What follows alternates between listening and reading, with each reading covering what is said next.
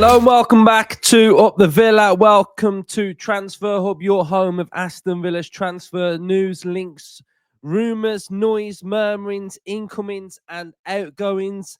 If you are new to the channel, make sure you are subscribing, smash the likes and get involved in the comment section down below. We've got two big ones today, two big rumours. We've got Igor Paixão and we've got Jean Lacazette from Bologna.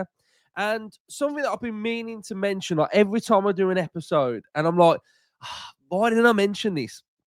And it's basically, we get linked with a lot of players, but I think what is important is to look at the general positions of those players that we are being linked with. Now, none of them are really out-and-out strikers. None of them are left backs. They're all generally in positions that we are looking to recruit in. So the rumours of right wingers, left wingers. Left wingers is interesting because left wingers tie in with how I think this Villa system is going to evolve next season. And we are being linked with left wingers, but we don't actually play with one. So that's interesting within itself. We've been linked with right-sided centre-halves and centre-backs. Again, that shows me that we might be shifting to more of a three-profile centre-backs. And also, we've not really yet been linked with too many out-and-out right-backs. So it's interesting to sort of map out the rumours based on the patterns in which that we are seeing and the areas that we need to recruit on. So it's interesting to keep an eye out and keep a look on it. So we've got two players today. We're going to start with Jean Lacazette, and we're going to have a look at his player profile and what this could mean for Aston Villa. So make sure you are looking at me. So that's terrible, isn't it? That is absolutely terrible. Right. Jean Lacazette, let's go. Eyes down, look at me. Jean Lacazette, Colombian central defender in Bologna, is the centre of interest of several top European clubs. According to Sky Sport, the player born in 1998 is followed with great attention by Aston Villa, Roma, Galatasaray, with English team particularly active in the last few hours to reinforce its backward. Makes no sense. This is translated as well, so that might be why that didn't make much sense. Right, so who is Jean Lacazette? So he's a centre-back, predominantly can play on the left-hand side, but also can play in a three, can play central of the three, or can play on the right-hand side as well. He is very good, very aggressive, very good at tackling. Standing tackles is really good. Ball playing, able to step out, very calm, very composed, so would suit the Unai Emery system. He's got Van Dijk nature 1v1 defending, where he allows the defender, or the attacker, sorry, to come to him. It comes to him and then he deals with it. But he also can step out and deal with things as well. So he would really suit Villa's system in a way that allows us to play with different options. And I was going to do an episode on this, but I'm going to combine it into this one. So basically, there's a lot of Pau can't defend. Pau is not a good centre-back. Pau's no good. Playing Mings. Look, that's fine. That's fine to have that observation. But in my opinion, it's not Pau's fault, because that is not Pau. Pau's game is not aggressive. He doesn't win that many aerials. And that's never been his game. Even if you go back to Villarreal, Pau Torres, and I've looked at his numbers, he's not great aerially. He's not great in his tackles. So he wasn't recruited to come into Villa to be this head it away, clear it defender. So the problem for me is the partnership. The partnership isn't quite complementary. So what I'm trying to say is the partnership needs to complement each other. And I don't believe Konsa and Pau complements each other enough. Now, if Konsa was really aggressive, gets his head on most duels, 70%, is aggressive in those tackles and wins everything, mops everything up, then that's fine because it complements Pau. But Konsa's numbers aren't there either for those things that I've mentioned. So finding that balance of being able to get the best out of Pau is super important. Like, we can play Tyrone Mings, like that's something that we can do, but then you lose Pau's main attributes. So it's about everybody complementing each other, and I think that's really important. So Lukumi would be able to do this because if you play with a 3, you sort of, we complemented everything because Pau can stay on that left-hand side where he predominantly does a lot of his work. You know, he can play those passes into those midfield areas. He can play those balls through there. We've got Konsa, who, again, stays on that right-hand side, but can drift over to here as well. 1v1 defender, very good. And then playing with that player in the middle who's aggressive, who can step out, who can be brilliant on those recoveries, who can sometimes, if Pau's in a bit of trouble, recover. And when I start to show you the recoveries from Lukumi in a second, then you'll be able to picture all of this together. This here complements everything a lot more because Konsa's not that aggressive, Pau's not that aggressive, but putting someone in there that is, even like a Loic Barde as well, that's where the defensive picture starts to look a little bit better. Then what we're able to do is if he doesn't play, Mings isn't available, he can go there, or if not, he can go over on this side. And then we've got a versatile look about the way in which we defend. So I think the landscape can look a little bit different as well. So I think for me, this would be a really good signing. It opens a lot of doors, but then it also doesn't necessarily mean we play with a flat back 5 every week. We can twist, we can change, we can go more hybrid. We've got all those different options that we can do as well. So I really just wanted to have a little look at that really, and just add my thoughts on the Pau sort of conversation. I think that's just my honest thoughts. I mean, you guys may have different views, and that's absolutely fine. But those are my thoughts. Right, so here we go then. Let's have a look at his underlying numbers. So he's Colombian, market value 18.5, 26 years of age. Ground duels and long balls are his main strengths. If we have a look in Serie A, he had a SOFA score rating of 6.92, and we can see his defending's rated 77. So again, heat map, what we can see predominantly on that left-hand side, can also play in that central area. And then we've got sparse moments on that right-hand side as well. We got no goals and 1 assist last season.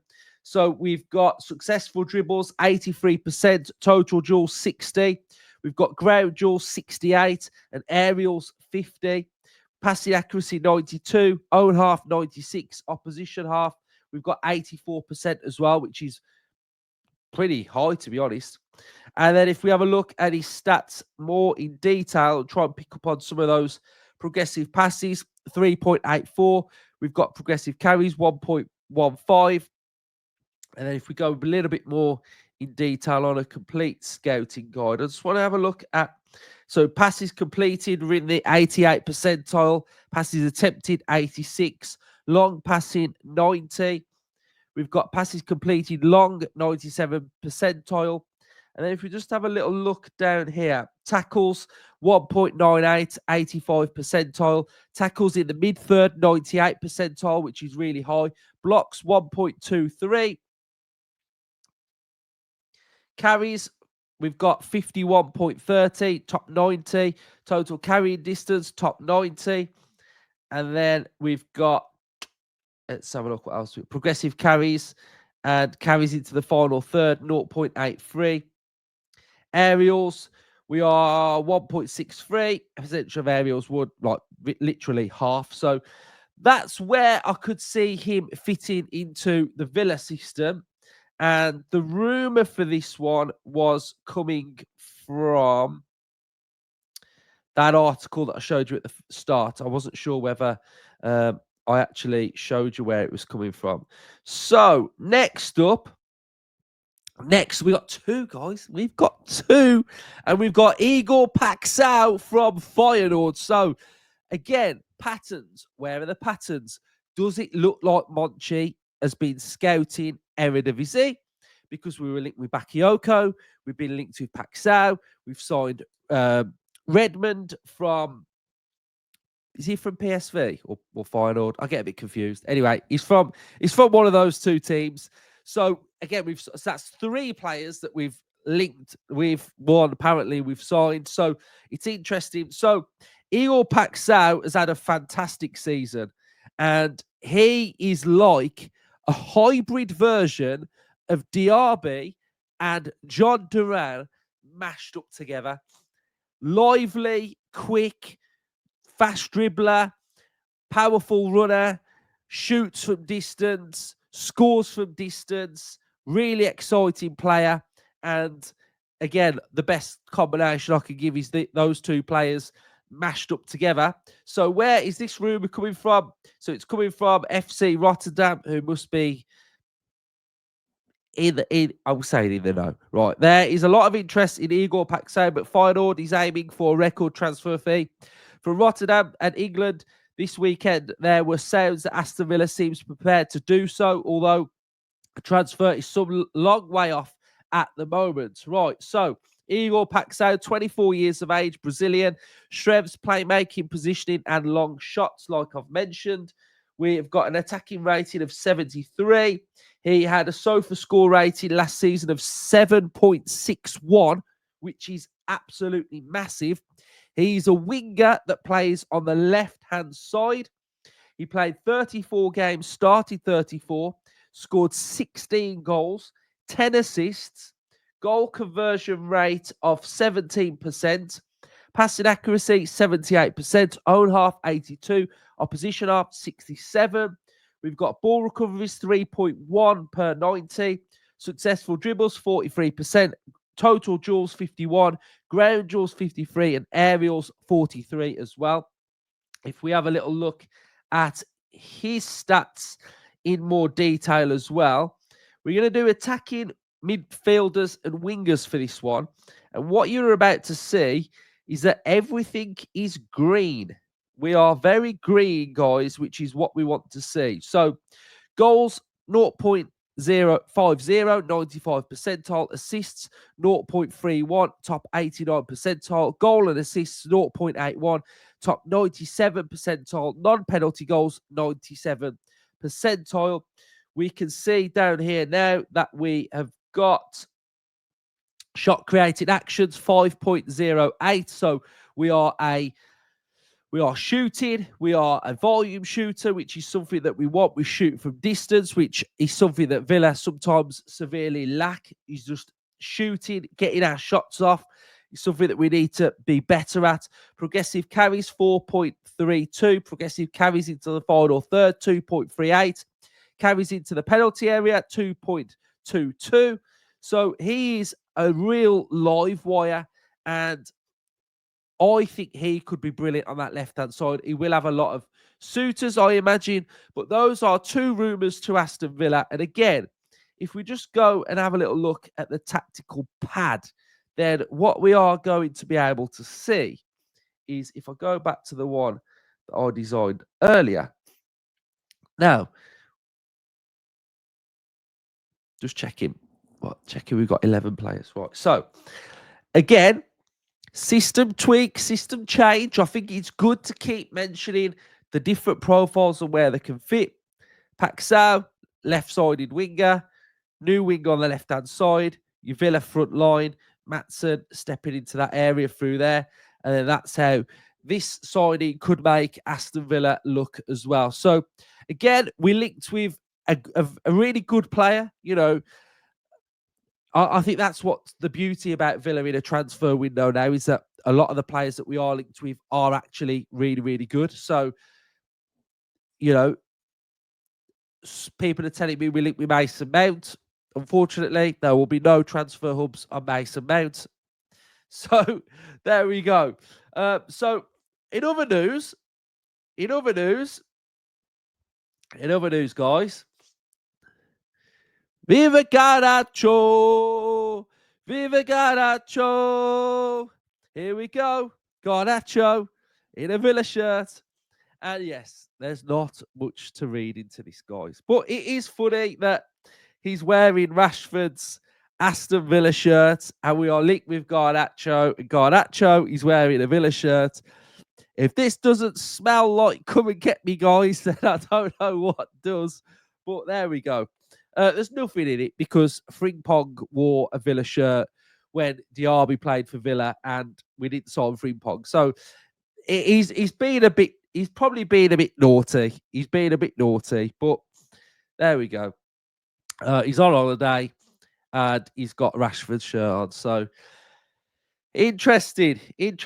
Right. So those are the two rumours that have come out recently. Two really good players. So again, interested to see what happens a week today.